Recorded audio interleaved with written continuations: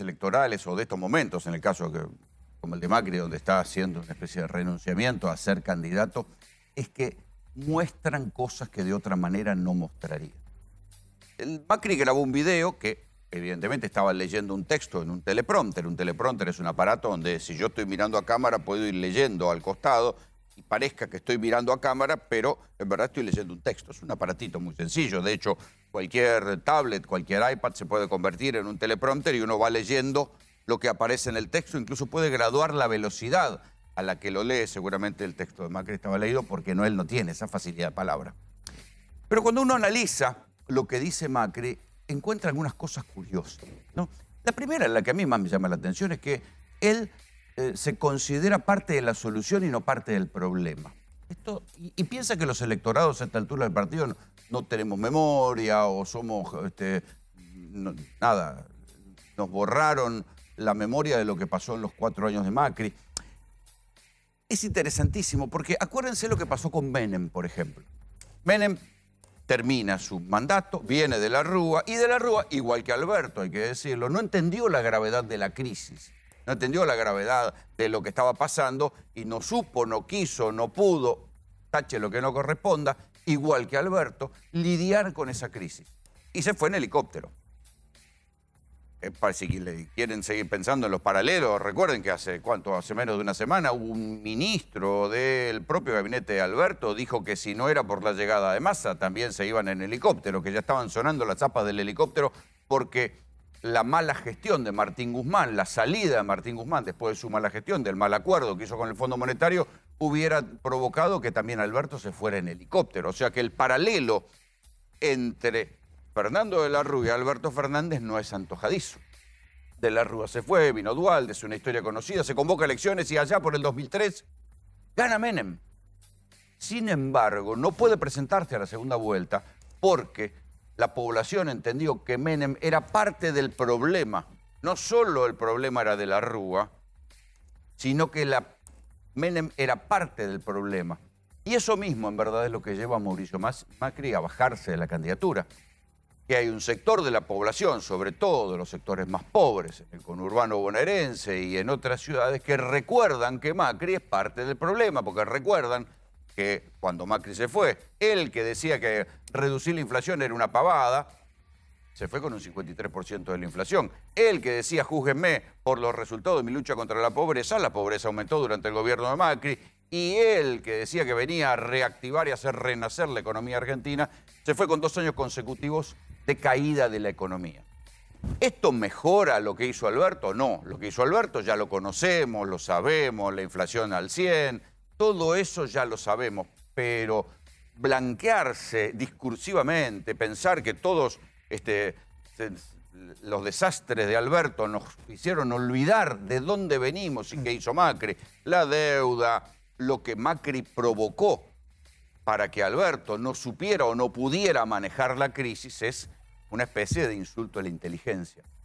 Pero también me llama la atención varias frases que vieron que Macri repite siempre contra el populismo y los líderes mesiánicos. Y ahí si uno detiene y dice, che, a ver, hace 80 años, dice Macri en el texto que se conoció hoy, arrancaron acá en la Argentina los líderes mesiánicos. Obviamente está hablando del general Perón. Y esa nostalgia de lo que había previo al general Perón, los radicales no tienen nada para decir, los que integran la alianza, porque antes del general Perón lo que había era la década infame, donde el radicalismo estaba proscripto, donde las elecciones se hacían como querían los conservadores y solamente toleraban una parte del radicalismo. Eso es el paraíso perdido de Macri. Y después dice que no, que los mesiánicos, da a entender como que los líderes mesiánicos son siempre peronistas. Y los que gobernaron de facto, y los que derrocaron gobiernos en nombre de sí mismos o del partido militar, no eran mesiánicos, no se ponían por encima del voto popular. Onganía, Lanusse, Videla, Aramburu, ellos no estaban por encima del voto popular y eran mesiánicos. Estas son las cosas que cuando uno escucha lo que dice Macri, solamente se la pueden decir cuando nadie les repregunta, donde nadie le detiene y le dice, señor, ¿en serio?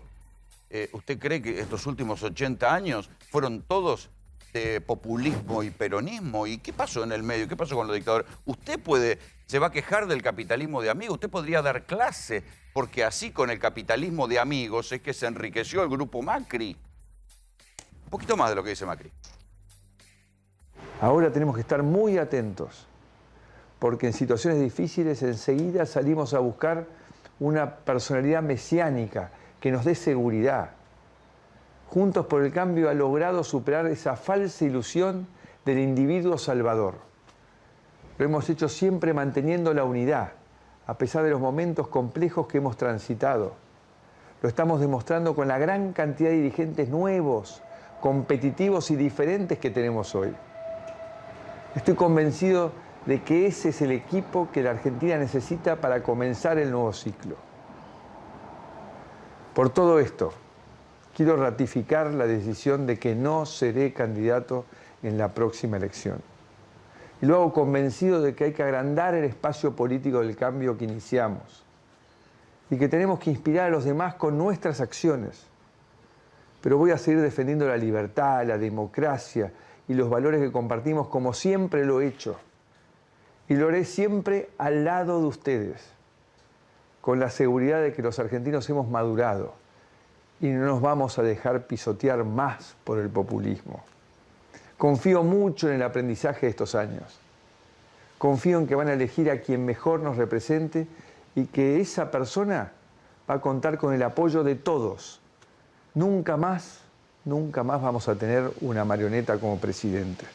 Sepan que estuve, estoy y estaré siempre para ustedes. Esta relación de cariño y respeto que nos une es para toda la vida. Los quiero, los quiero, los quiero.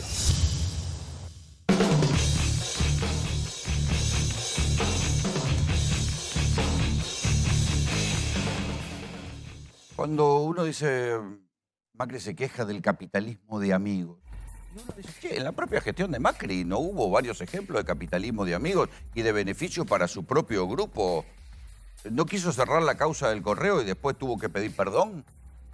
¿No hubo un escándalo que, por supuesto, como suele suceder en Comodoro Pi, nunca se va a investigar, con el pasamanos ese que hizo Macri, por el cual una empresa española, Isolux, le vendió a un sello de goma unas terminales eólicas que después terminaron revendidas y en ese pasamano se ganaron 48 millones de dólares? Y lo que pasó en las autopistas, el propio gobierno nacional hace poco acaba de denunciar como algo fraudulento lo que hizo el gobierno de Macri, que para mejorar la cotización de las acciones de la Autopista del Sol, que después terminan vendiendo, aceptaron que existía un juicio en el CIADI, sin protestar, le mejoraron la plata en dólares a los concesionarios de la Autopista del Sol y la Autopista del Oeste, y después vendieron las acciones.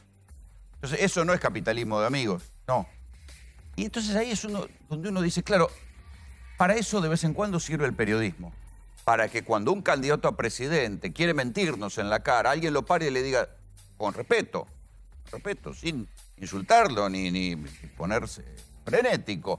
Uno puede decir, pero, señor, ¿en serio?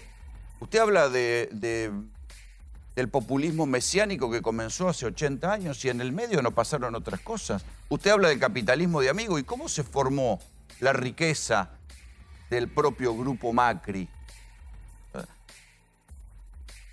Que los candidatos o los políticos piensen que por su mera palabra ellos se convierten en parte de la solución y no recuerden que son parte del problema, es un insulto a la inteligencia. Como es un insulto a la inteligencia lo que mostró Burlando, querer hacer campaña siendo un gobernador de mano dura contra el delito y defendiendo a la gente decente con un asesino condenado al lado y nada menos, no cualquier asesino.